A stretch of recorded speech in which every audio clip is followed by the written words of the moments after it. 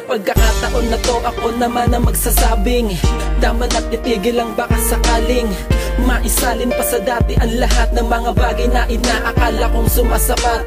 Kaya wala nang dapat pag-usapan pa, dahil pagod na aking pusong masaktan at madinig pa ang paulit-ulit mong mga pagsuyo na naging kadahilanan sa tuluyang kong pagsuko.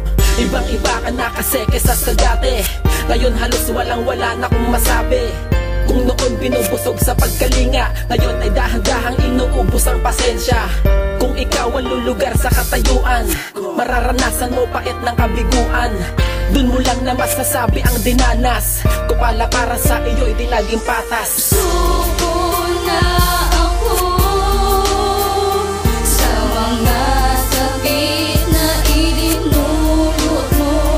Pilit kong tatanggapin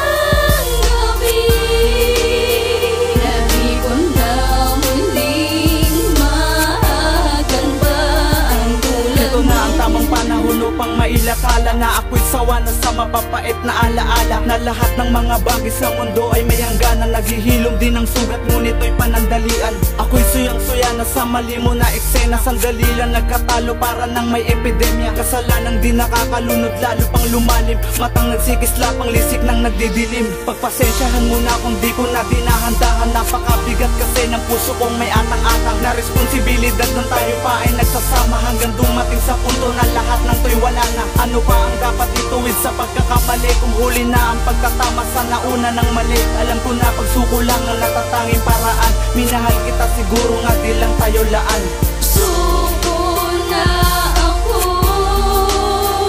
sa mga sakit na idinulot mo. Pilit kong tatanggapin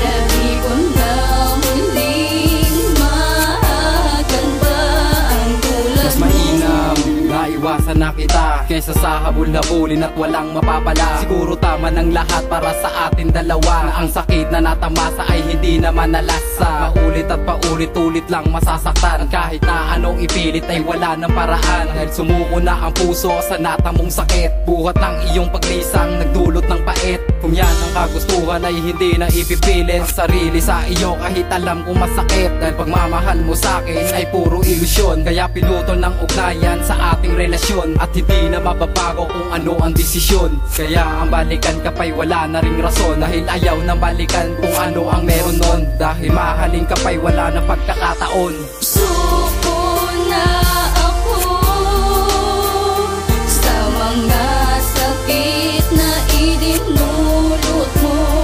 Pilit kong tatanggapin na di ko na muling mahagan pa ang tulad Mga mo. pangako sa isa't isa'y inukit sa bato. Bawat alaala natin mas matimbang sa ginto, at wala nang hahanapin pag ikaw na ang kasama, sapagkat lahat ng hanap ko sa'yo ko na nakita. Ngunit kasabay ng panahon, sabay ka ding nagbago. Kung pag-ibig mo sa akin kasunod na ring naglaho, sapagkat di ko na madamang ako'y mahalaga, hanggang sa mapag-alamang meron ka na palang iba. Kaya pala dumadalas na ang pagiging abala, dahil ang oras para sa akin ay sa kanya na pala. Siguro kung mararanasan mo lamang ang kabiguan ng pagpapahalaga, ay iyo ding matututunan. Subalit ngayon hanggang dito na lamang tayo, ang hatid mong kalungkutan ang dahilan sa pagsuko. Balang araw ang lahat ng to'y iyo ding dadanasin, at doon mauunawaan mo ang ibig kong sabihin. Suko na